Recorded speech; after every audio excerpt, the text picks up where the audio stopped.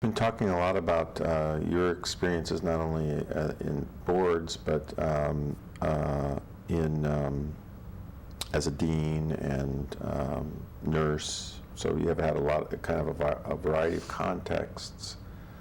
What's your own? Talk a little bit about your own journey with servant leadership. How have you changed over the years? How have you developed related to this idea of servant leadership? This striving to develop oneself as a servant leader.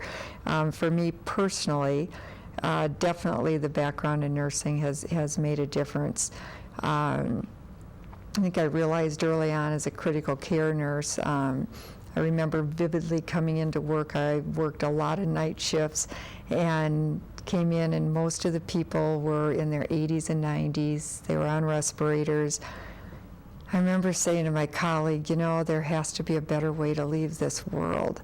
And we had bells on the door. Family members would have to ring the doorbell to come in. The nurses and physicians, we could go in and out, but families who should have been at the bedside had to actually ask permission to come in, which always just made me, I couldn't stand that. So that was one of the early initiatives, was how do we change this to get the right people at the bedside who can actually help in the spiritual context nurture somebody who is either going to die or recover. So in the context of servant leadership, again at that time, I didn't have the terminology for it, but this sense of how do we look at something in the system that we know isn't the best for people, and get that shifted around.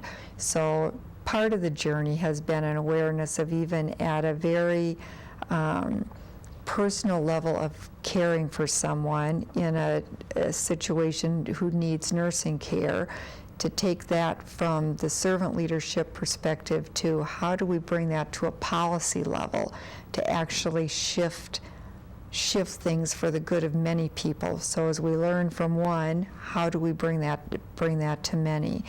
That experience in critical care is actually what took me then to have an opportunity to start a hospice program, and that was an incredible experience with a great group of people, and looking again from a servant leadership perspective of realizing there are times in people's lives when things feel so out of control.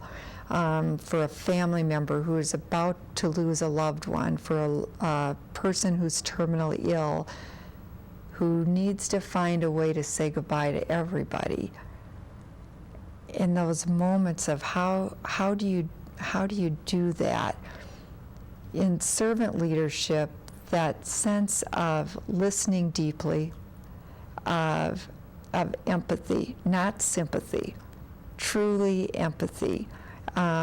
Those things have stayed on the journey with me, and I hope they do until I'm the one that's ready to move on and needing somebody to help facilitate that part of my life. Stewardship. I think in our professional and personal lives, we encounter incredible opportunities to be stewards of what is healthiest for what we can contribute to a situation. So it might be stewardship in the context of what could happen in a family, or in healthcare, or in higher education, or in a corporate setting. So these linkages, that how they intersect, have been really tremendous lessons, I think, in just a life journey.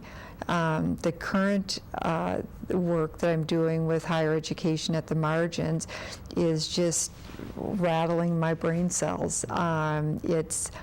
It's just incredible, again, the human capacity, about resilience, about forgiveness, how people who are in truly dire circumstances can still want from a cellular level to give something back, to make something better for people. So I've got a lot left to learn. I hope I get some time to keep learning it. But that personal journey, I think it's that mirror that you hold up and you know instantly if you did something selfish, because it will just yell back. And servant leadership provides a framework, an umbrella, to help just do a little bit better every day. So that's the personal journey. Okay.